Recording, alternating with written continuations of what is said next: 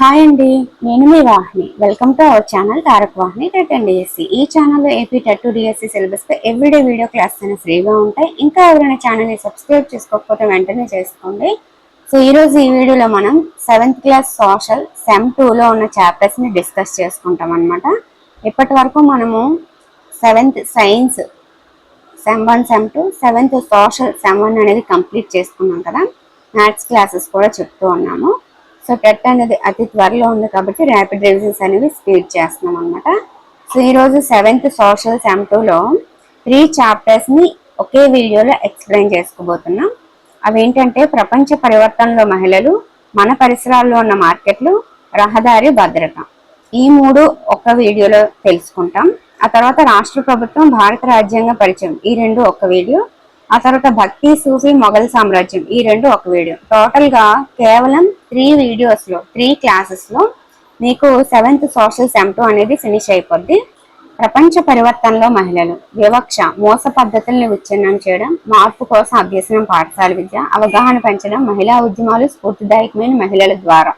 మోస పద్ధతి అనేది మనము చాప్టర్ స్టార్టింగ్ లో చూసాం కదా. అసలు మోస పద్ధతి అంటే ఏంటంటే ఒక నిర్దిష్ట వర్గం లేదా వ్యక్తుల గురించి సాధారణీకరించిన నమ్మకం. ఇది ఒక నిర్దిష్ట సమూహంలోని వ్యక్తి గురించి ప్రజలకు ఉండే భావన అన్నమాట. వివక్ష అంటే వ్యక్తులు, సమూహాలు, తరగతులు లేదా ఇతర వర్గాల ఆధారంగా వ్యక్తుల మధ్య అన్యాయమైన వ్యత్యాసాలను చూపే చర్య.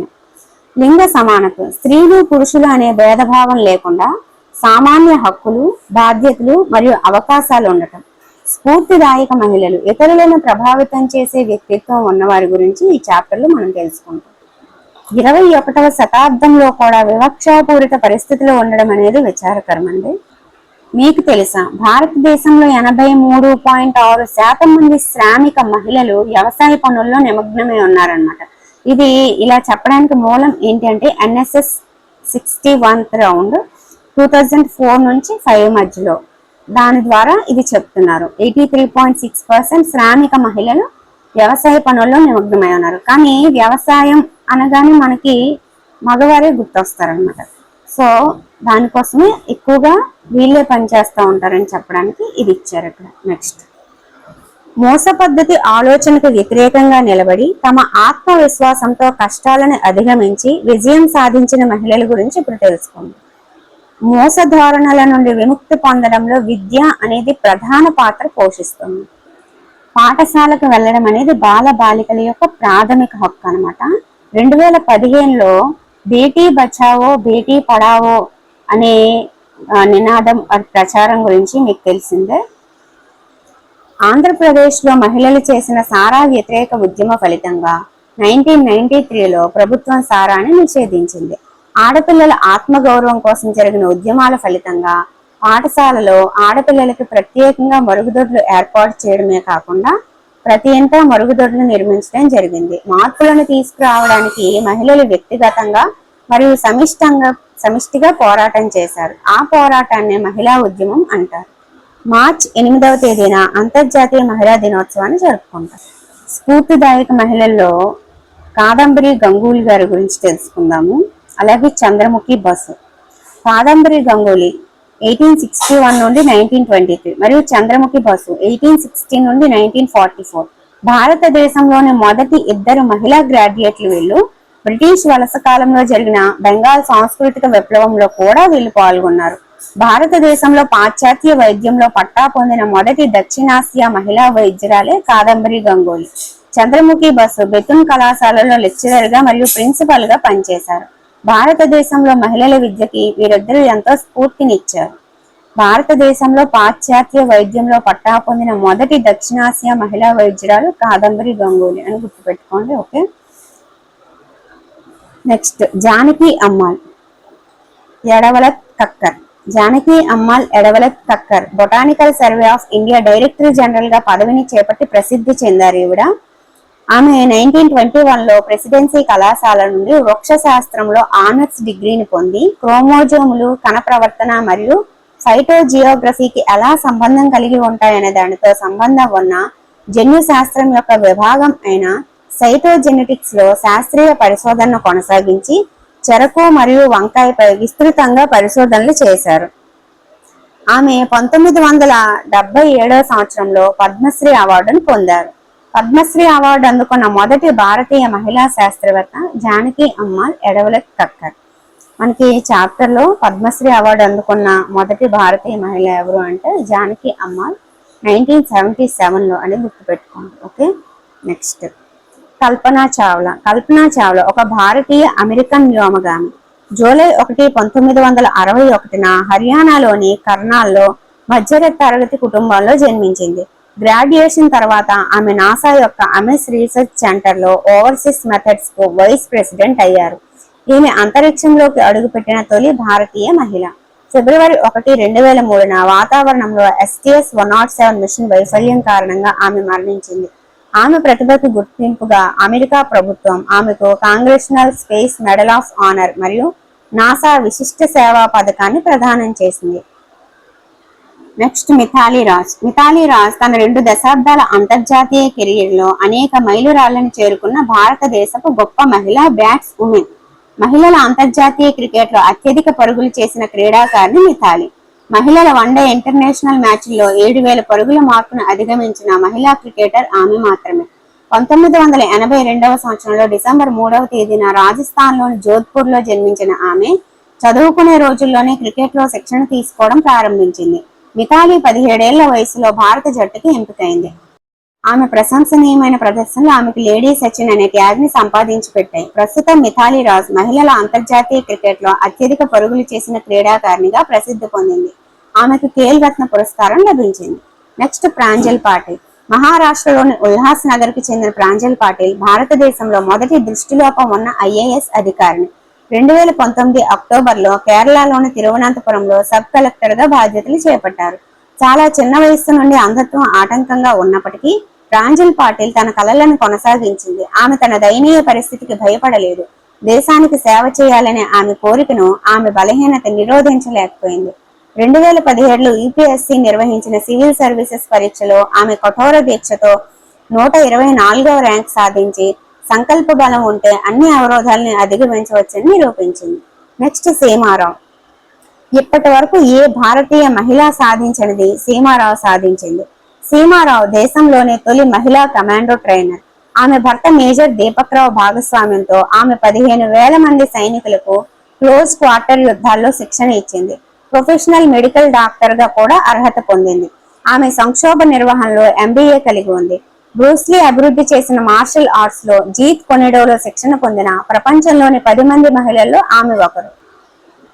నెక్స్ట్ రాజ్ కుమారి దేవి. బీహార్ కి చెందిన రాజ్ కుమారి దేవి అనే రైతు అనేక గ్రామాల్లో సైకిల్ పై తిరుగుతూ వంటగది వ్యవసాయంపై తన అనుభవాలను గ్రామీణ మహిళలతో పంచుకుని వారిలో వ్యవస్థాపక స్ఫూర్తిని నింపింది. వ్యవసాయం మరియు చిన్న తరహా వ్యాపారాల ద్వారా మహిళలు ఆర్థికంగా ఎలా స్వతంత్రంగా మారగలరో చూపించడమే ఆమె లక్ష్యం. దీనికోసం రాజ్ కుమారి ఒక లాభాపేక్ష లేని ఆనంద్పూర్ జ్యోతి అనే సెంటర్ ని ప్రారంభించింది. ఇది వివిధ SHG నడపబడుతున్న వ్యవసాయ క్షేత్రాల నుండి తాజా ఉత్పత్తులను సేకరించి జెల్లీలు, జామ్లు మరియు ఊరగాయలు వంటి ప్రాసెస్ చేయబడిన ఉత్పత్తులను తయారు చేసే మహిళల సమూహం దగ్గరకు తీసుకువెళ్ళింది. ఆమె సేవలకు గాను 2019లో పద్మశ్రీ అవార్డుతో సత్కరించారు. ఓకే, జానకి అమ్మాల్ గారికి పద్మ అవార్డు వచ్చింది. అలాగే రాజ్ కుమారి దేవి గారికి కూడా పద్మ అవార్డు వచ్చింది. నెక్స్ట్ వందనా శివ. వందనా శివ ఒక పర్యావరణవేత్త మరియు పర్యావరణ హక్కుల కార్యకర్త మరియు research foundation for science, technology and ecology వ్యవస్థాపకురాలు. ఇది పర్యావరణ మరియు సామాజిక సమస్యలపై పరిశోధన చేసే స్వతంత్ర పరిశోధన సంస్థ. వందన ప్రయత్నాలు జీవన వనరుల వైవిధ్యం మరియు సమగ్రతను, ముఖ్యంగా స్థానిక విత్తనాలను రక్షించడానికి నవధాన్య అనే జాతీయ ఉద్యమం ఏర్పడటానికి దారితీశాయి. ఆమె 1993లో రైట్ లైవ్లీహుడ్ అవార్డును మరియు 2010 సిడ్నీ శాంతి బహుమతిని అందుకుంది.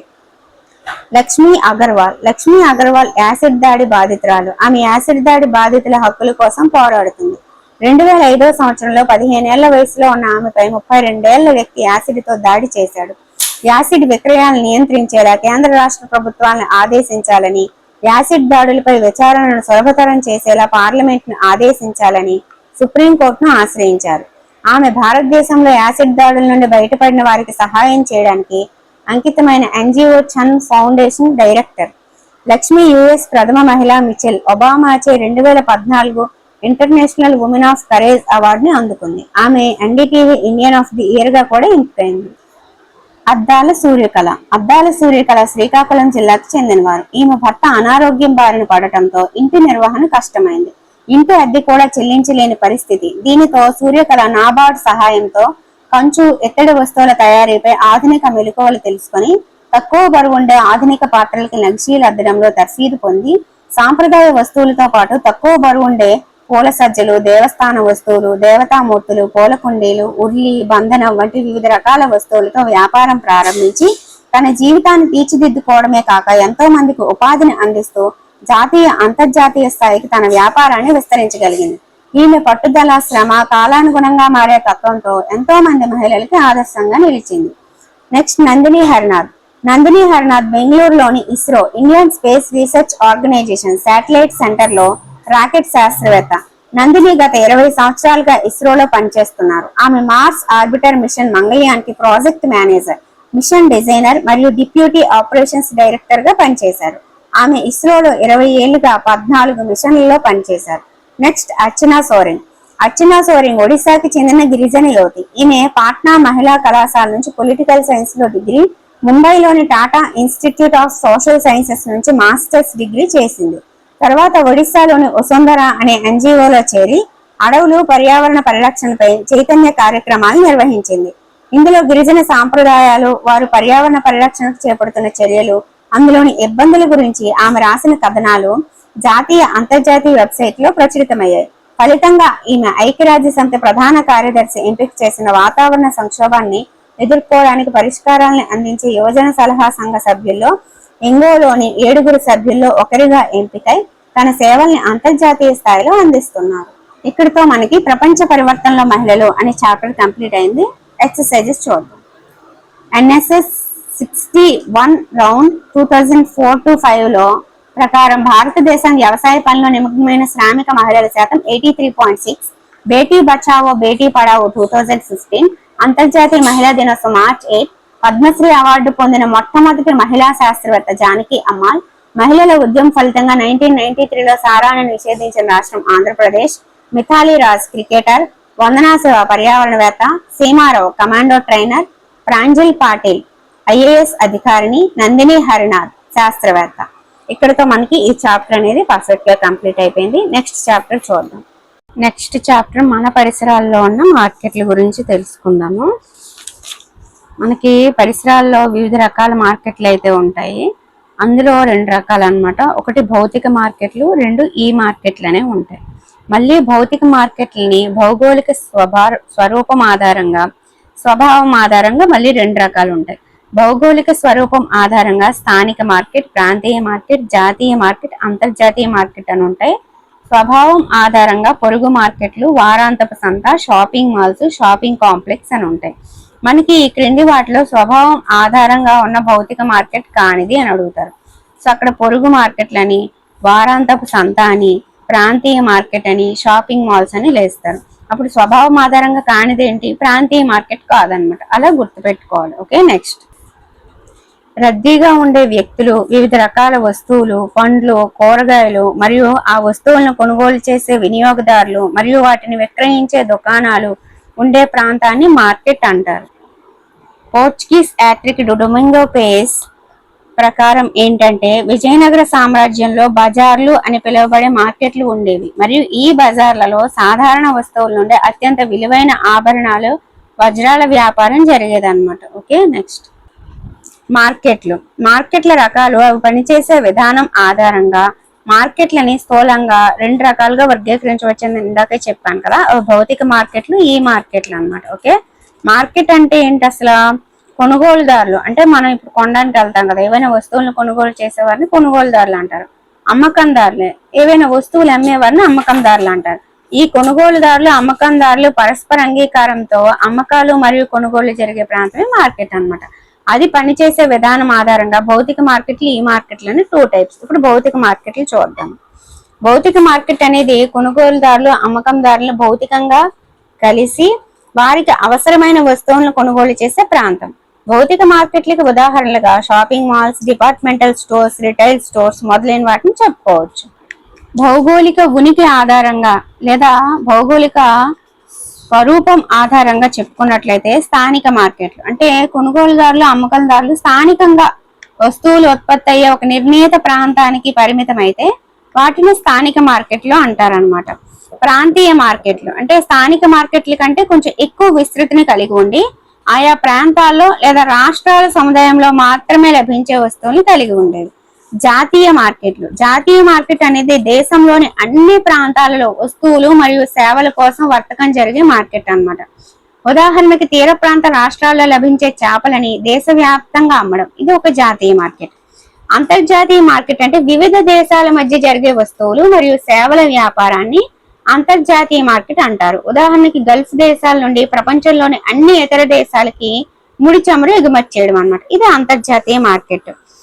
ఫస్ట్ది స్థానిక మార్కెట్ అంటే ఇప్పుడు మనం నిత్యావసర వస్తువులు కొంటూ ఉంటాం కదా, కూరగాయలని పండ్లని ఇలాంటివి కొంటూ ఉంటాం, అవి ఆ ప్రాంతానికి మాత్రమే స్థానికంగా ఇదవుతాయి. ప్రాంతీయ మార్కెట్లు అంటే ఏంటి, స్థానిక మార్కెట్ లాంటివి కానీ వాటికంటే ఇంకొంచెం ఎక్కువ విస్తృతి అనమాట. అదే తర్వాత జాతీయ మార్కెట్ అంటే ఏంటి, దేశంలోని అన్ని ప్రాంతాల్లో వస్తువులు సేవలు వర్తకం జరుగుతుంది. అంతర్జాతీయ అంటే వివిధ దేశాల మధ్య. అర్థమైంది కదా. ఇప్పుడు స్వభావం ఆధారంగా చూద్దాం. పొరుగు మార్కెట్లు, పొరుగు మార్కెట్లు అంటే మన ఇంటికి కావాల్సిన కిరాణా సామాగ్రి అంటే బియ్యము, పప్పులు, చక్కెర, సుగంధ ద్రవ్యాలు ఇవన్నీ కొనుగోలు చేస్తూ ఉంటాం కదా, వాటిని పొరుగు మార్కెట్లు అంటారనమాట. ఇక్కడ మీరు చూడొచ్చు, ఇవి సంచార దుకాణాలు అంటే అక్కడే ఆగిపోకుండా తిరుగుతూ అమ్మేవన్నమాట. ఓకేనా. మన ఇంటి పక్కన లేదా వీధి చివరిలో చిన్న చిన్న దుకాణాలు ఉంటూ ఉంటాయి కదా, అక్కడికి వెళ్ళి మనం కిరాణా గట్రా కొంటూ ఉంటాం. ఈ దుకాణాలు కొన్ని శాశ్వత భవనాల్లో ఉంటాయి, మరికొన్ని తాత్కాలిక షెడ్లు, ఇదిగో ఇక్కడ చూసారు కదా ఇలా కదిలే బండ్ల మీద ఉంటాయి అన్నమాట. ఇవన్నీ కూడా ఏంటి, పొరుగు మార్కెట్లకి ఎగ్జాంపుల్స్. అర్థమైంది కదా. ఈ పొరుగు మార్కెట్లో తరచుగా మనం కొనుగోలు చేస్తూ ఉంటాం కాబట్టి మన దగ్గర డబ్బు లేనప్పుడు అప్పుగా కూడా వస్తువుల్ని వాళ్ళు కొనుగోలు చేసుకోవడానికి మనకి ఇస్తూ ఉంటారు. తర్వాత మనం ఆ డబ్బు చెల్లించవచ్చు అనమాట. అలా చెల్లించే విధానం చూద్దాము. నగదుని 2 విధాలుగా చెల్లించవచ్చు. అవి ఒకటి భౌతిక చెల్లింపులు, 2 డిజిటల్ లేదా ఎలక్ట్రానిక్ చెల్లింపులు అన్నమాట. భౌతిక చెల్లింపులు అంటే ఏంటి, నగదు, చెక్కు లేదా డ్రాఫ్ట్ ద్వారా చేసే చెల్లింపులు భౌతిక చెల్లింపులు అవుతాయి. డిజిటల్ లేదా ఎలక్ట్రానిక్ చెల్లింపులు అంటే నగదు రహిత చెల్లింపుల్ని డిజిటల్ లేదా ఎలక్ట్రానిక్ చెల్లింపులు అంటారు. వీటి డెబిట్ కార్డ్, క్రెడిట్ కార్డ్ మరియు క్యూఆర్ కోడ్ తో కూడిన యూపీఐలు, మొబైల్ వ్యాలెట్స్ లేదా ఇంటర్నెట్ ద్వారా చెల్లిస్తూ ఉంటాం అన్నమాట. ఓకే, ఇవి డిజిటల్ చెల్లింపులు అన్నమాట. ఓకే. క్రెడిట్ కార్డ్ అంటే ముందుగా అనుమతించిన రుణ పరిమితి మేరకి మీరు చేసిన కొనుగోళ్లకు చెల్లింపులు జరిపేందుకు ఆర్థిక సంస్థల ద్వారా జారీ చేయబడే కార్డు అన్నమాట. ఇప్పుడు మన దగ్గర క్రెడిట్ కార్డు ఉందనుకో, దాని మీద మనము ఫర్ ఎగ్జాంపుల్ మనం ఏదో షాప్కి వెళ్ళాము, ఒక 30,000 అవసరమైంది, కొన్నప్పుడు ఈ క్రెడిట్ కార్డు వాడికి ఇస్తే వాడు దాని ద్వారా బిల్ చేసుకొని మనకి ఇచ్చేస్తాడు. ఆ తర్వాత ఆ 30,000కి ఎంతో కొంత అదనంగా బ్యాంకుకి మనం కట్టి ఆ కార్డుని మళ్ళీ మామూలుగా చేసుకోవచ్చు అనమాట. అదే క్రెడిట్ కార్డు. ముందుగా అనుమతించిన రుణ పరిమితి మేరకు అంటే క్రెడిట్ కార్డు కంటే ఎంత మీరు అప్పు తీసుకోవచ్చు అనే లిమిట్ అయితే ఉంటది. అది 1 lakh కావచ్చు, 2 lakhs కావచ్చు, అలా ఒక లిమిట్ అయితే ఉంటది అనమాట. మీ కార్డు బట్టి అది ఉంటది. అలా మీరు ఎక్కడికైనా వెళ్ళి మన దగ్గర డబ్బులు లేకుండా ఆ అనుమతించిన రుణం మేరకు అవి కొనుక్కుంటూ ఉండొచ్చు అనమాట. ఆ తర్వాత మళ్ళీ అవి తీర్చేయాలి వాళ్ళు ఇచ్చిన టైం లిమిట్ లో. అది క్రెడిట్ కార్డు. అర్థమైంది కదా. నెక్స్ట్ వారాంతపు మార్కెట్ లేదా సంత. వారాంతపు మార్కెట్లు సాంప్రదాయ మార్కెట్లు. సాధారణంగా ఈ మార్కెట్లు గ్రామీణ ప్రాంతాల్లో కనిపిస్తాయి. ప్రతి వారం ఒక నిర్దిష్ట రోజున ఈ మార్కెట్లు ఉదయాన్నే ఏర్పాటు చేయబడి సాయంత్రం మూసివేయబడుతుంటాయి అన్నమాట. ఇవి వారాంతపు మార్కెట్లు. మనం అంటూ ఉంటాం కదా సంత అని చెప్పి, అదే. శ్రీమతి సరోజిని నాయుడు గారు రచించిన ఇందా బజార్స్ ఆఫ్ హైదరాబాద్ చూస్తే మనకి ఈ వారాంతపు మార్కెట్ల గురించి కొంత అవగాహన అయితే వస్తుందని ఇక్కడ ఇచ్చారు. వారాంతపు మార్కెట్ దీన్నే సంత అంటారు, లేదా వారాంతపు సంత అని కూడా అనొచ్చు. ఇవేంటి, స్వభావం ఆధారంగా చెప్పుకుంటున్నాం. నెక్స్ట్ ఈ వారాంతపు మార్కెట్లు అన్నీ ఉంటాయి కదండి, అవి చాలా సమస్యలను ఎదుర్కొంటుంటాయి అనమాట. అంటే ప్రధాన సమస్య ఏంటంటే ఈ మార్కెట్లు పట్టణ ప్రాంతాలకు చాలా దూరంగా ఉంటాయి. వాటిని చేరుకోవడానికి సరైన రవాణా సౌకర్యం కూడా ఉండదు అనమాట. ఇంకా ఈ మార్కెట్లో వ్యాపారం చేసేవారు పెట్టుబడుల సమస్యను కూడా ఎదుర్కొంటున్నారు. తాత్కాలిక దుకాణాలకి సరైన రక్షణ లేకపోవడం, తాగునీరు మరియు మరుగుదొడ్లు వంటి మౌలిక సదుపాయాలు కూడా ఉండవు అన్నమాట. ఇవి వీళ్ళు ఎదుర్కొంటున్న సమస్యలు. ఓకే. ప్రాచీన కాలం నుండి కూడా ఈ వారాంతపు మార్కెట్లు అనేవి ఉన్నాయి. గ్రామీణ ప్రజలు ఎవరైతే ఉన్నారో వాళ్ళ జీవితాలు ఇవి అంతర్భాగంగా ఉండటమే కాకుండా వాళ్ళకి ఒక జీవనోపాధిని కూడా కల్పిస్తూ ఉంటాయి అన్నమాట. కాబట్టి ఈ మార్కెట్లు అన్ని విధాలుగా ఆదుకోవాల్సిన అవసరం అయితే ఉంది. నెక్స్ట్ చూద్దాము రైతు బజార్. మన రాష్ట్రంలో రైతు బజార్లు జనవరి 1999లో ప్రారంభించబడినవి. రైతుల ప్రయోజనాల కోసం మరియు రైతులు మరియు వినియోగదారుల మధ్యవర్తులను నివారించడం కోసం ఈ మార్కెట్ ని ఆంధ్రప్రదేశ్ ప్రభుత్వం నిర్వహిస్తుంది. సన్నకారు మరియు చిన్న సన్నకారు రైతులు నేరుగా వినియోగదారులకు కూరగాయలను విక్రయించవచ్చు మరియు వారి ఉత్పత్తులకు మంచి ధరను పొందవచ్చు. ఈ మార్కెట్లు రైతులకు మరియు వినియోగదారులకు ప్రయోజనకరంగా ఉంటాయి మరియు నాణ్యమైన ఉత్పత్తులను కూడా అందిస్తాయి. రైతు బజార్లు ఎప్పుడంటే 1999 జనవరి అని గుర్తుపెట్టుకోండి. Okay, next shopping malls. ఇంతవరకు మన వారాంతపు మార్కెట్లు, పొరుగు మార్కెట్లు అని 2 రకాలైన మార్కెట్లను చూసాం కదా. పట్టణ ప్రాంతాల్లో మాల్స్ గా పిలువబడే వివిధ అంతస్తుల్లోని దుకాణాలతో కూడిన పెద్ద బహుళ అంతస్తుల ఎయిర్ కండిషన్డ్ భవనాలు కూడా ఉన్నాయన్నమాట. ఈ పట్టణ మార్కెట్ లో మనం బ్రాండెడ్ మరియు నాన్ బ్రాండెడ్ వస్తువులను పొందవచ్చు. ఈ మాల్స్ రెస్టారెంట్లు, బ్యాంకులు, మల్టీప్లెక్స్లు మరియు సేవా కేంద్రాలను కలిగి ఉంటాయి. అవి షాపింగ్ మాల్స్. ఇప్పటి వరకు మనం స్వభావం ఆధారంగా 3 చెప్పుకున్నాం. వారాంతపు మార్కెట్లు లేదా సంత అని, పొరుగు మార్కెట్లని, షాపింగ్ మాల్స్ అని. Okay, next shopping complex. పట్టణాలు మరియు నగరాల్లోని వివిధ ప్రాంతాలు ఒకే ప్రాంగణంలో దాదాపు అన్ని రకాల వస్తువుల్ని విక్రయించే దుకాణాలు ఉంటాయి. ఈ దుకాణాల్లో కిరాణా, దుస్తులు, అన్ని గృహోపకరణాలు, పనిముట్లు, యంత్రాలు, విద్యుత్ మరియు ఎలక్ట్రానిక్ వస్తువులు మొదలైన అన్ని దుకాణాలు ఉంటాయి అన్నమాట. ఒకే చోట అన్ని ఉంటాయి కాబట్టి కొనుగోలుదారులు తమకు కావలసిన వస్తువులన్నీ ఒకే చోట కొనుగోలు చేయొచ్చు. అదే షాపింగ్ కాంప్లెక్స్. ఓకే, మీకు తెలుసా శ్రీనగర్, జమ్మూ కాశ్మీర్ లో తేలియాడే మార్కెట్ ఉంది. శ్రీనగర్ లోని అత్యంత సుందరమైన దాల్ సరస్సులో ప్రతిరోజు ఉదయం 5 గంటల నుండి 7 గంటల వరకు కూరగాయల వ్యాపారం పడవల ద్వారా జరుగుతుంది. ఈ పడవల్ని స్థానిక భాషలో షికారా అంటారు. కూరగాయలతో పాటు చెక్క బొమ్మలు, కుంకుమ పువ్వు మరియు ఇతర స్థానిక వస్తువులు కూడా ఈ షికార్లలో లభిస్తాయి. వివిధ దేశాల పర్యాటకులు ఈ దాల్ సరస్సులో షాపింగ్ చేయడాన్ని ఆనందిస్తారు. నెక్స్ట్ ఈ మార్కెట్లు చూద్దాం. ఇప్పటి వరకు మనం భౌతిక మార్కెట్లు చూసాం. అందులో 2 రకాలైన భౌగోళిక స్వరూపం ఆధారంగా చూసాము, అలాగే స్వభావం ఆధారంగా చూసాం. ఇప్పుడు ఈ మార్కెట్లు, వీటిని ఆన్లైన్ మార్కెట్స్ అంటారు. చూద్దాం. మనకు నచ్చిన అనేక రకాలైన వస్తువుల్ని ఇంటి నుండి బయటకు వెళ్లకుండానే కొనుగోలు చేయొచ్చు. ఈ రకమైన మార్కెట్ ని ఈ కామర్స్ లేదా ఆన్లైన్ మార్కెట్ అంటారు. ఈ కామర్స్ అంటే ఎలక్ట్రానిక్ కామర్స్ అన్నమాట. ఇది కూడా ఒక వ్యాపార వేదిక. ఇది కొనుగోలుదారులు మరియు అమ్మకందారులను అంతర్జాలం ద్వారా వస్తువులను కొనడానికి లేదా అమ్మడానికి అనుమతిస్తుంది అన్నమాట. ఓకే, మనము ఇప్పుడు మార్కెట్లు 2 రకాలని కంప్లీట్ చేసుకున్నాం. ఇది మార్కెట్ల గొలుసు అన్నమాట. ఎక్కడైతే వస్తువులు ఉత్పత్తి అవుతాయో అవి పరిశ్రమలు లేదా వ్యవసాయ క్షేత్రాలు. అక్కడ నుంచి వేరే దగ్గరికి అమ్మడానికి పంపిస్తారు కదా. ఉత్పత్తి చేయని వస్తువులను ముందుగా పంపిణీ కేంద్రం లేదా స్టాక్ పాయింట్ కి చేరుతాయి అన్నమాట. అక్కడ నుంచి హోల్సేల్ దుకాణాలకు వెళ్తాయి. అక్కడ నుంచి చిల్లర దుకాణాలు, అక్కడ నుంచి వినియోగదారులు అనే వాళ్ళు కొనుక్కుంటారు అనమాట. ఇది మార్కెట్ గొలుసు. ఈ గొలుసులో మళ్ళీ ఇంకొన్ని యాడ్ అవుతాయి. అవి ఎలా అనేది ఇప్పుడు చూద్దాం. ఉత్పత్తి చేయబడిన వస్తువులు ముందుగా పంపిణీ కేంద్రం లేదా స్టాక్ పాయింట్ కి చేరతాయి. అవి అక్కడి నుండి హోల్సేల్ షాపులకు చేరతాయి. హోల్సేల్ వ్యాపారులు ఈ వస్తువుల్ని చిల్లర వ్యాపారులకు విక్రయిస్తారు.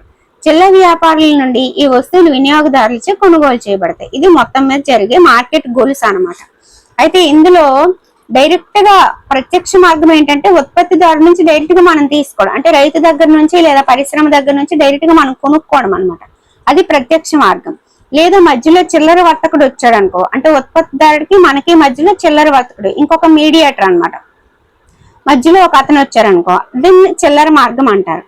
ఇలా ఉత్పత్తిదారుడికి చిల్లర వర్తకుడికి మధ్యలో ఇంకొక వర్తకుడు వచ్చాడు అనుకో, దాన్ని టోకు మార్గం అంటారు. టోకు వర్తకుడు పంపిణీదారు అన్నమాట. ఉత్పత్తిదారుడు, టోకు వర్తకుడు పంపిణీదారు, తర్వాత చిల్లర వర్తకుడు, ఆ తర్వాత వినియోగదారుడు. ఇలా కాకుండా ఇంకా మధ్యలో ఉత్పత్తిదారుడికి టోకు వర్తకుడికి మధ్యలో ఇంకొకరు వచ్చారనుకో, ఏజెంట్ లేదా మధ్యవర్తి. ఇది ఏజెంట్ మార్గం అంట. ఇక్కడ అర్థమైంది కదా. ప్రత్యక్ష మార్గం, చిల్లర మార్గం, టోకు మార్గం, ఏజెంట్ మార్గం. డైరెక్ట్ గా కొనుక్కుంటేనే మనకి ప్రైస్ బాగుంటది అనమాట. వాళ్ళకి ఉత్పత్తి చేసినందుకు బెనిఫిట్ ఉంటది, మనం కొన్నందుకు మనకి తక్కువకి వస్తుంది. కానీ ఇలా మధ్య మధ్యలో ఇంతమంది చేరడం వల్ల ఏంటంటే, నాకు ₹1 లాభం రావాలని ఇతని దగ్గర కొనేవాళ్ళు, ఇతని నుంచి ఇతను కొన్నప్పుడు నాకు ₹1, ఇతని నుంచి మొత్తంగా నష్టపోయేది ఎవరంటే వినియోగదారుడు అనమాట.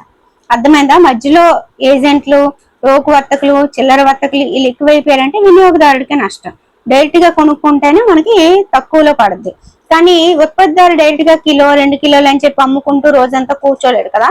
అందుకని మొత్తంగా ఇలా స్టాక్ లేదా పంపిణీ కేంద్రం అక్కడ నుంచి హోల్సేల్, అక్కడ నుంచి అలా మనం కొనుక్కుంటున్నాం అన్నమాట. అది విషయం. ఓకే, ఇదిగో ఉత్పత్తిదారులు మరియు వినియోగదారుల మధ్య మధ్యవర్తి ఉంటే ఉత్పత్తుల ధర పెరుగుతుంది. ఓకే, అన్వర్ ఒక టోకు పండ్ల వ్యాపారి. అతని వివిధ ప్రాంతాల నుండి వివిధ రకాల పండ్లని పెద్ద మొత్తంలో కొనుగోలు చేస్తారు. నూజివీడు మరియు ఉలవపాడు నుండి మామిడి, అనంతపురం మరియు బెంగళూరు నుండి ద్రాక్ష, సోలాపూర్ నుండి దానిమ్మ, మహానంది మరియు నాందేడ్ నుండి అరటి. గుర్తుపెట్టుకోండి అంతే, జస్ట్ దానికి మించి ఇంకేం లేదు ఇక్కడ. నెక్స్ట్ చూద్దాము. కుటీర పరిశ్రమ అనేది ఒక ఉత్పత్తి వ్యవస్థ. ఈ వ్యవస్థలో వస్తువులను లేదా వాటి విడి భాగాలని పెద్ద ఫ్యాక్టరీలకు బదులుగా ఇంటి వద్ద లేదా చిన్న చిన్న కార్ఖానాల్లో హస్త కళాకారులు లేదా వ్యక్తులు, చిన్న బృందాలు లేదా కుటుంబ యూనిట్ల ద్వారా తయారు చేస్తారన్నమాట. నెక్స్ట్, మార్కెట్లని ఆదాయ వనరుగా పరిగణించవచ్చు. మార్కెట్లో విక్రయించే ఉత్పత్తులు లేదా వస్తువులు పరిశ్రమలు లేదా పొలాల నుండి వస్తాయి. పారిశ్రామికవేత్తలు మరియు రైతులు ఈ వస్తువుల్ని హోల్సేల్ డీలర్లకి విక్రయించడం ద్వారా ఆదాయాన్ని పొందుతారు. ఆ పై వ్యక్తుల నుండి టోకు వర్తకులు కొంటారు. వాళ్ళ దగ్గర నుంచి చిల్లర వ్యాపారులు, అక్కడి నుంచి మనం కొనుక్కుంటాం అన్నమాట వినియోగదారులు. ఈ క్రమంలో పరిసరాలను శుభ్రపరచడానికి, ఉత్పత్తులను మోయడానికి వాహన డ్రైవర్లుగా మానవ వనరుల అవసరం కూడా ఏర్పడుతుంది. ఈ మార్కెట్ అనేది ఏంటి, అందరికీ కూడా ఒక ఆదాయ వనరు అన్నమాట. ఇప్పుడు వినియోగదారుని హక్కులు చూద్దాం. DCDRF అంటే జిల్లా వినియోగదారుల వివాద పరిష్కార వేదిక అనమాట. District consumer dispute resolution forum. ఇప్పుడు నేను ఒక వస్తువు కొన్నాను, అది ఎంతో పెట్టి కొన్నాను, 2 రోజుల్లోనే అది పాడైపోయింది. సో నా హక్కుల పరంగా నేను పోరాడితే నాకు ఆ వస్తువుని మించి కొత్త వస్తువు వస్తుంది. నేను అసౌకర్యానికి గురైనందుకు జరిమానా కూడా కోర్టు విధిస్తుంది అన్నమాట. సో అదే జిల్లా వినియోగదారుల వివాద పరిష్కార వేదిక DCDRF. ఓకే, నెక్స్ట్ వినియోగదారుడు. వినియోగదారుడు అంటే ఎవరండి? తన వ్యక్తిగత ఉపయోగం కోసం లేదా స్వయం ఉపాధి ద్వారా తన జీవనోపాధిని సంపాదించుకోవడం కోసం ఒక ఉత్పత్తిని కొనుగోలు చేసే లేదా ఒక సేవను వినియోగించుకునే వ్యక్తి. వినియోగదారుల రక్షణ అంటే ఏంటి? వినియోగదారుల హక్కులను పరిరక్షించడం మార్కెట్లో చాలా ముఖ్యమైన అంశం. వినియోగదారుల రక్షణ అనేది మార్కెట్ స్థలంలో వినియోగదారుల హక్కులు, సరసమైన వాణిజ్యం, పోటీ మరియు ఖచ్చితమైన సమాచారాన్ని రక్షించడానికి అమలు చేయబడే చట్టాల సమూహం. ఈ వినియోగదారుల రక్షణ చట్టం ఎప్పుడంటే 2019. 2019వ సంవత్సరం ఆగస్టు 9న వినియోగదారుల రక్షణ చట్టం ఆమోదించబడింది. ఇది డిజిటల్ యుగంలో వినియోగదారుల వివాదాలని సకాలంలో మరియు సమర్థవంతంగా నిర్వహించడం మరియు పరిష్కరించడమే లక్ష్యంగా పెట్టుకుందన్నమాట. ఓకే, ఈ చట్టం వినియోగదారుల భావనను విస్తృతం చేసింది. ఆఫ్లైన్ లేదా ఆన్లైన్ లావాదేవీలు, ఎలక్ట్రానిక్ మార్గాలు, టెలి షాపింగ్, ప్రత్యక్ష అమ్మకం లేదా బహుళస్థాయి మార్కెటింగ్ ద్వారా ఏవైనా వస్తువులు కొనుగోలు చేసే వ్యక్తిని వినియోగదారుడు అని నిర్వచిస్తుంది అన్నమాట. వినియోగదారుల హక్కులు. హక్కులు ఏంటి? మన ప్రాణ మరియు ఆస్తులకు నష్టాన్ని కలిగించే ప్రమాదకరమైన వస్తువులు, ఉత్పత్తులు లేదా సేవల మార్కెటింగ్ కి వ్యతిరేకంగా మనం రక్షణ పొందొచ్చు. అలాగే అన్యాయమైన వాణిజ్య పద్ధతుల నుండి మనం రక్షణ పొందాలి. అలాగే మనం ఏదైతే వస్తువును కొనుక్కున్నామో దాని నాణ్యత, పరిమాణం, శక్తి, స్వచ్ఛత, ప్రామాణికత మరియు ధరల గురించి మనం తెలియజేసే హక్కు కూడా ఉంటది. ఈ విధంగా అయితే మనకి ఉన్న హక్కులు అయితే ఉంటాయి. నెక్స్ట్ చూద్దాము. టోటల్ గా 6 ఉన్నాయి. 2019 ఆగస్టు 9 అయితే మర్చిపోవద్దు. వినియోగదారుల రక్షణ చట్టం ఆమోదం. వినియోగదారుల రక్షణ చట్టం 1986 ప్రకారం జాతీయ వినియోగదారుల వివాద పరిష్కార కమిషన్ NCDRC 1988లో స్థాపించబడింది. దీని ప్రధాన కార్యాలయం కొత్త ఢిల్లీలో ఉందన్నమాట. ఓకేనా. వినియోగదారుల help line number, national toll free number ఇది, లేకపోతే ఇది 1800114000 లేదా 14404. ప్రతి సంవత్సరం డిసెంబర్ 24న భారతదేశంలో జాతీయ వినియోగదారుల దినోత్సవం జరుపుకుంటారు. మరి ఇదేంటిది వినియోగదారుల రక్షణ చట్టం అన్నారు, ఇక్కడేమో 1988 ఉందంటే ఇది నేషనల్. అర్థమైంది కదా. జాతీయ వినియోగదారుల వివాద పరిష్కార కమిషన్ లేదా NCDRC అంటే 1988లో స్థాపించారు. దీని ప్రధాన కార్యాలయం కొత్త ఢిల్లీలో ఉంది. ఏ రక్షణ చట్టం ప్రకారం ఈ కమిషన్ ఏర్పడింది అంటే 1986 ప్రకారం అనేది గుర్తుపెట్టుకోండి. ఇది కన్జ్యూమర్ ప్రొటెక్షన్ యాక్ట్ అనమాట. 2019 సంవత్సరం ఆగస్టు 9న ఈ చట్టం ఆమోదించబడింది. ఓకేనా. నేషనల్ కమిషన్ ఎప్పుడు వచ్చింది అంటే 1988. ఓకే. ఈ 2019 రక్షణ చట్టం ఏంటంటే డిజిటల్ యుగంలో కూడా, అది ఆన్లైన్ ఆఫ్లైన్ మీరు ఎలా కొన్నారు, ప్రతి దగ్గర కొన్నా సరే మీరు వినియోగదారుడే. మనందరి కోసం వచ్చిన రక్షణ చట్టం 2019. ఓకే. ఈ మానవ అభివృద్ధిలో మార్కెట్లు కీలక పాత్ర పోషిస్తాయి అన్నమాట. ఇవి ప్రపంచాన్ని ఒక చిన్న గ్రామంగా మార్చి విశ్వమానవాళి అనే భావనని కలిగిస్తాయి అన్నమాట. సో ఇప్పుడు మనం పదకోశం చూద్దాము. ఉత్పత్తిదారుడు అంటే ఆహారం, వస్తువులు లేదా సామగ్రిని తయారు చేసే ఒక వ్యక్తి, ఒక కంపెనీ లేదా ఒక దేశం. కొనుగోలుదారుడు అంటే వ్యాపార రీత్యా వస్తువులని పెద్ద మొత్తంలో కొనుగోలు చేసేవాళ్ళు అని. వ్యాపారి అంటే కొనుగోలు మరియు విక్రయించే వ్యక్తి. టోకు వర్తకుడు అంటే వ్యక్తులకు లేదా సంస్థలకి పెద్ద మొత్తంలో వస్తువులు విక్రయించే వ్యక్తి లేదా సంస్థ. చిల్లర వర్తకుడు అంటే చిన్న మొత్తంలో ప్రజలకు వస్తువులు విక్రయించే వ్యక్తి లేదా వ్యాపారి. వినియోగదారుడు అంటే వస్తువులను కొనుగోలు చేసే లేదా సేవలను వినియోగించుకునే వ్యక్తి. ఇది ఓకే. పెద్ద మొత్తంలో వస్తువులు విక్రయించేది సంస్థ లేదా వ్యక్తి అంటే టోకు. చిన్న మొత్తంలో అంటే చిల్లర వర్తకుడు. ఓకేనా. క్రెడిట్ అంటే కొనుగోలు చేసిన వస్తువుల్ని తర్వాత చెల్లించే, డబ్బులు తర్వాత చెల్లించే ఏర్పాటు. వృత్తి అంటే జీవనోపాధిగా చేసే పని లేదా ఉద్యోగం. సంస్థ అంటే వ్యాపార కార్యకలాపాలు నిర్వహించే యంత్రాంగం. వేదిక అంటే ప్రజల ఫిర్యాదులను విని తీసుకోవాల్సిన చర్యలను సూచించే న్యాయస్థానాలు. అయోగ్యత అంటే అనైతిక లేదా అన్యాయమైన. ఇప్పుడు ప్రాక్టీస్ బిట్స్ చూద్దాం. ఒక వ్యక్తి ఒక జాతీయ బ్యాంకులో కొంత మొత్తాన్ని ఫిక్స్డ్ డిపాజిట్ చేస్తే దానిపై అతనికి ప్రతి నెల కొంత ఆదాయం వస్తుంది. దీన్ని వడ్డీ అంటారు. క్రింద ఇవ్వబడిన మార్కెట్లో దేనిలో వస్తువులు చౌకగా లభిస్తాయి అంటే వారాంతపు సంత. క్రింది వాళ్ళ అంతర్జాతీయ మార్కెట్ కలిగి ఉన్న వస్తువులు అన్ని అవుతాయి అన్నమాట. బంగారం, ఆభరణాలు, పెట్రోలియం అన్ని. పెద్ద మొత్తంలో వస్తువుల్ని కొనుగోలు చేసేవారిని క్రింది విధంగా పిలుస్తారంటే టోకు వర్తకుడు. ఆన్లైన్ షాపింగ్ కి మనం చెల్లింపులు క్రింది ఏ పద్ధతిలో చేయవచ్చు అంటే ఎలాగైనా చేయొచ్చు. నెట్ బ్యాంకింగ్ చేయొచ్చు, యూపీఐ ద్వారా, క్రెడిట్ కార్డ్ చేయొచ్చు, డెబిట్ కార్డ్ చేయొచ్చు, అన్ని చేయొచ్చు. నెక్స్ట్ జతపరచడం. ఇంటర్నెట్ బ్యాంకింగ్ అంటే డిజిటల్ చెల్లింపులు. అంతర్జాతీయ మార్కెట్ అంటే పెట్రోలియం. రైతు అంటే నిర్మాత. బహుళజాతి కంపెనీలు అంటే షాపింగ్ మాల్స్. డాష్ భూమికి లభించే ప్రతిఫలం అంటే కొన్ని ఉత్పత్తి కారకాలకు వచ్చే ప్రతిఫలం అనేది క్రింది విధంగా ఉంటదండి. అది భూమి అయితే బాటకం అంటారు, శ్రమ అయితే వేతనం అవుతుంది, మూలధనం అయితే వడ్డీ అవుతుంది, వ్యవస్థాపనం అయితే లాభం అవుతుంది అన్నమాట. సో ఇక్కడ ఆన్సర్ వచ్చేసి బాటకం అండి. బాటకం అనేది భూమికి లభించే ప్రతిఫలం. వస్తువులు మరియు సేవలని కొనుగోలు చేసే వ్యక్తిని వినియోగదారుడు అంటారు. అంతిమంగా వినియోగదారులకు వస్తువులు అమ్మే వ్యక్తి ఎవరు? చిల్లర వర్తకుడు లేదా రిటైలర్ అన్నమాట. జాతీయ వినియోగదారుల దినోత్సవంని డిసెంబర్ 24వ రోజున జరుపుకుంటారు. ఓకే.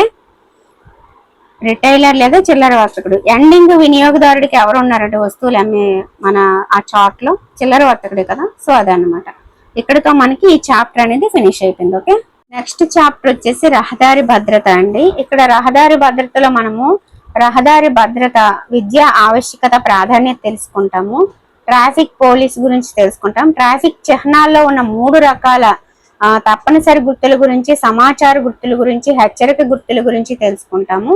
అలాగే రహదారి మార్కింగ్ గుర్తులైన కాలిబాట, రహదారి డివైడర్, జీబ్రా క్రాసింగ్ గురించి, అలాగే రహదారి భద్రతా చర్యల గురించి ఇప్పుడు తెలుసుకుంటాం. సమర్థవంతమైన రహదారి భద్రతా విద్య విద్యార్థులకు ట్రాఫిక్ కి సంబంధించిన జ్ఞానాన్ని, నైపుణ్యాలను, వైఖరులను పెంపొందించుకోవడానికి కావలసిన అవకాశాలను ఏర్పరుస్తుంది. అందుకే మనం ఇప్పుడు తెలుసుకోవాలన్నమాట. ఇక్కడ రహదారి భద్రతా విద్య యొక్క అవసరం మరియు ప్రాముఖ్యత గురించి తెలిపారు. యాక్చువల్లీ ఇక్కడ పేపర్ కట్ అయింది, అందుకే ఇందులో చూపిస్తున్నాను. ఒక డ్రైవింగ్ చేసే వ్యక్తికి రోడ్ సేఫ్టీ ఎడ్యుకేషన్ అనేది చాలా ఇంపార్టెంట్. ఆ డ్రైవింగ్ చేసే వ్యక్తికి లైసెన్స్ ఉండాలి, అలాగే హెల్మెట్ ఉండాలి. ఒకవేళ కారు నడుపుతున్నట్లయితే సీట్ బెల్ట్ ఉండాలి.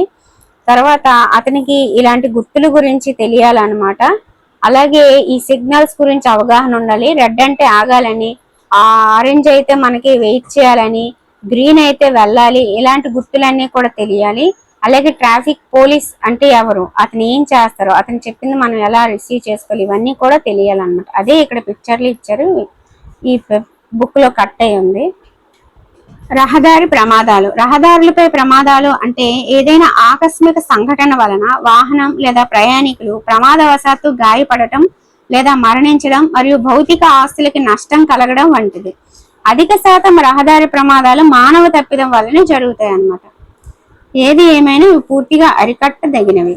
గ్రామీణ ప్రాంతాల్లో రహదారి ప్రమాదాలకు కారణాలు ఏంటంటే ఎక్కడికక్కడ ధాన్యం గొంతులు, ఇలా పశువులు ఇవన్నీ తిరగడాలు, గడ్డి వాములని, చెత్త చెదారాలు, లేకపోతే ప్రొక్లైనర్ వంటి భారీ వాహనాలను వినియోగించడం, అలాగే దొమ్ము చక్రాలతో ట్రాక్టర్లు నడపడం, గ్రామీణ ప్రాంతాలు ఏర్పాటు చేసే సంతలు, మార్కెట్ వలన ఏర్పడిన రద్దీ, ఇవన్నీ కూడా గ్రామీణ ప్రాంతాల్లో రహదారి ప్రమాదాలకు కారణాలు. మరి పట్టణ ప్రాంతాల్లో ఏంటంటే నిర్లక్ష్యం అంతే. రహదారి సంకేతాలని అతిక్రమించడం, డ్రైవర్ పరధ్యానంగా ఉండడం, డ్రైవింగ్ చేస్తూ ఫోన్ మాట్లాడడం, డ్రంక్ అండ్ డ్రైవ్ చేయడం, సీట్ బెల్ట్లు హెల్మెట్లు వాడకపోవడం, ఇదంతా కూడా మనకి పట్టణ ప్రాంతాల్లో రహదారి ప్రమాదాలకు కారణాలు అన్నమాట. అలాగే రహదారి ప్రమాదాలకు ఇతర కారణాలు ఏంటి? శీతాకాలం అయితే దట్టమైన పొగమంచు ఉంటది, వర్షాకాలం అయితే బురద, వేసవి కాలం అయితే అధిక ఉష్ణోగ్రతల కారణంగా తారు రోడ్డు ఉంటది కదా, అది కరిగిపోవడం, లేదా మన వాహనాల టైర్లు అనేవి వ్యాకోచించడం, టైర్లు అకస్మాత్తుగా పేలడం, ఇవన్నీ కూడా కారణాలు. ఏది ఏమైనా ఏ వయసు వారు ప్రమాదాలకు గురవుతున్నారు, ఎంత శాతం అనేది ఇక్కడ మనం చూద్దాం. 2019లో భారతదేశంలో రోడ్డు ప్రమాదాల నివేదిక ప్రకారం భారత రోడ్డు రవాణా రహదారుల మంత్రిత్వ శాఖ ఇచ్చిన దీని ప్రకారం చూద్దాము. 18 నుంచి 25 సంవత్సరాల వయసు ఉన్న వాళ్ళు 22% ప్రమాదాలకు గురవుతున్నారండి. 25 నుంచి 35 సంవత్సరాల వయసు ఉన్నవారు 26% మంది ప్రమాదాలకు గురవుతున్నారు. 35 నుంచి 45 వయసు ఉన్న వాళ్ళు 22% ప్రమాదాలకు గురవుతున్నారు. ఇతరులు 30% గురవుతున్నారండి. ఓకేనా. 18 to 25 22%, 25 to 35 26%, 35 to 45 22%, ఇతరులు 30%. ఓకే. మీకు తెలుసా ట్రామా కేర్ అంటే స్వల్ప లేదా తీవ్ర గాయాల పాలైన క్షతగాత్రులకు హాస్పిటల్ కి తీసుకువెళ్లిన వెంటనే ఇచ్చే తక్షణ చికిత్స. మరి ప్రథమ చికిత్స అంటే ఏంటి? వైద్య సహాయం అందేలోగా ఇచ్చే ప్రాథమిక వైద్యం అన్నమాట ప్రథమ చికిత్స అంటే. ట్రామా కేర్ అంటే హాస్పిటల్ కి తీసుకెళ్లిన వెంటనే ఇచ్చే తక్షణ చికిత్సని ట్రామా కేర్ అంటారు. రెండింటికి తేడా అర్థమైంది కదా. Trauma care. ట్రాఫిక్ పోలీస్ రహదారి భద్రత, రద్దీ క్రమబద్ధీకరణ, రహదారి ప్రమాదాల నివారణ వంటి బాధ్యతలు నిర్వహించేవారే ట్రాఫిక్ పోలీస్ అన్నమాట. ట్రాఫిక్ పోలీస్ విధులు ఏంటి? రహదారి వినియోగం మీద ప్రజలకు అవగాహన కల్పించడం, రహదారి రద్దీని క్రమబద్ధీకరించడం, ప్రమాదాలు జరగకుండా నిరంతరం ప్రజలను అప్రమత్తం చేయడం, క్షతగాత్రులను అత్యవసర సహాయాన్ని అందించడం, ఎవరైతే రహదారి నియమాలు ఉల్లంఘిస్తారో వారికి జరిమానా విధించడం. ఇక్కడ ఒక పేపర్ కట్ అయింది, అవేం లేదు, ఇక్కడ ఉంది. బ్రీత్ ఎనలైజర్ అన్నమాట, అంటే తాగి డ్రైవ్ చేసే వాళ్ళని కనిపెడుతుంది అన్నమాట. అలాగే స్పీడ్ గన్ కెమెరా, వాళ్ళు ఎంత స్పీడ్ లో వెళ్తున్నారు ఏంటనేది ఇది కనిపెట్టేస్తుంది. ట్రాఫిక్ పోలీసు రోడ్ సిగ్నల్స్, అలాగే డ్రంక్ అండ్ డ్రైవ్ చేసే వాళ్ళని ట్రాఫిక్ పోలీస్ ఆపడం, ఇవన్నీ కూడా ఇక్కడ ఇచ్చారు అంతే. ఓకేనా. నెక్స్ట్ ట్రాఫిక్ గుర్తులు చూద్దాం. ట్రాఫిక్ సంకేతాలని 3 రకాలుగా విభజించవచ్చు. తప్పనిసరిగా పాటించాల్సిన గుర్తులు, సమాచార గుర్తులు, హెచ్చరిక గుర్తులు అన్నమాట. తప్పనిసరిగా పాటించాల్సిన గుర్తులు మాక్సిమం సర్కిల్లో ఉన్నాయి. సమాచార గుర్తులు అనేవి స్క్వేర్ బ్లూ కలర్ లో ఉన్నాయి. ఇది చూస్తే రెక్టాంగిల్, కానీ మధ్యలో చూస్తే స్క్వేర్ కదా, అందుకని అన్నాను. తర్వాత హెచ్చరిక గుర్తులు అనేవి త్రిభుజాకారంలో ఉన్నాయి అన్నమాట. ఓకేనా. ఇప్పుడు చూద్దాము తప్పనిసరిగా పాటించాల్సిన గుర్తులు ఏంటి. ఇదేంటి, దేన్ని సూచిస్తుంది? మ్యాచింగ్ చేయాలి. ఇక్కడ పాదచారుల నిషేధాన్ని సూచిస్తుంది. ఇదేం సూచిస్తుంది? ఈ ఓవర్ టేకింగ్ నిషేధం అని సూచిస్తుంది. ఇదేంటి? స్టాప్ అంటే ఆగుము అని సూచిస్తుంది. ఇదేంటి? దారి ఇవ్వము అనేది సింబల్ అంటేది. ఇదేంటి? హారన్ నిషేధం. ఇవన్నీ ఏంటి? తప్పనిసరిగా పాటించాల్సిన గుర్తులు. నెక్స్ట్ సమాచార గుర్తులు చూద్దాం. ఇది ప్రథమ చికిత్సా కేంద్రం, ఇది వచ్చేసి ఆసుపత్రి, ఇది వచ్చేసి బస్సుల నిలుపు స్థలం, ఇది ప్రజా టెలిఫోన్, ఇది పాదచారుల సబ్వే అన్నమాట. ఇవి ఏంటివి? సమాచార గుర్తులు. హెచ్చరిక గుర్తులు ఏంటి? ఇది ఇక్కడ పాఠశాల ప్రాంతం ఉంది, నెమ్మదిగా వెళ్ళండి, అలాంటివి చెప్పడం అన్నమాట. ఇది పాఠశాల ప్రాంతం. ఇదేంటిది? రైల్వే క్రాసింగ్ అన్నమాట.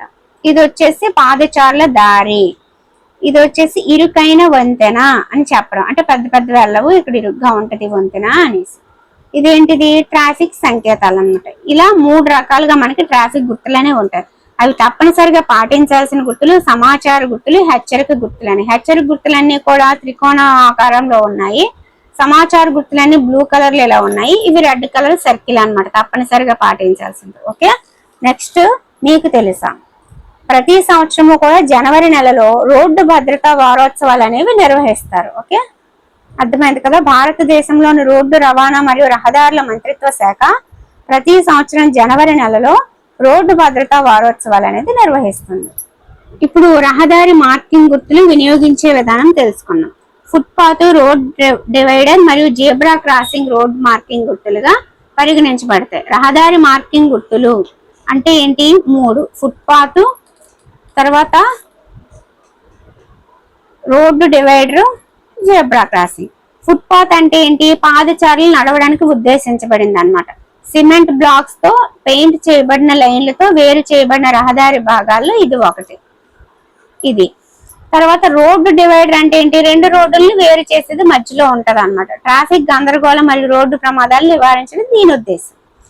ఇదేంటిది? Zebra crossing. రోడ్డుకి ఇవతల వైపు నుంచి అవతల వైపు దాటడానికి మధ్యలో ఉంటది అన్నమాట.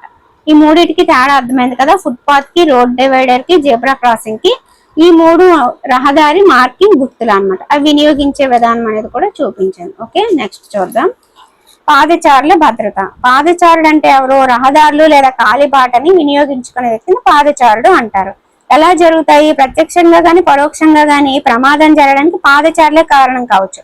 వాళ్ళు అటువైపు వస్తున్న వాహనాలు చూసుకోకుండా రోడ్డు దాటడం కావచ్చు, రోడ్డుకి ఒక చివరన నడవకుండా మధ్యలో నడవడం కావచ్చు, రోడ్డుకి ఎడం వైపు నడవాల్సిన వారు కుడివైపు నడవడం కావచ్చు. ఇలాంటివన్నీ కూడా తెరిచున్న డ్రైనేజీ, కాలువలు, గొంతులు, కూరగాయ తొక్కలు ఇలాంటివన్నీ చూసుకోకుండా వెళ్ళిపోవడం, ఇదంతా కూడా పాదచారుడు వల్ల జరిగే యాక్సిడెంట్లకి కారణాలు అన్నమాట. ఓకే, నెక్స్ట్ కర్బ్ డ్రిల్ అంటే రోడ్డు దాటడంలో శిక్షణ. చిన్నపిల్లలు రహదారిని దాటుటకు ఆచరించాల్సిన పద్ధతిని కర్బ్ డ్రిల్ అంటారు.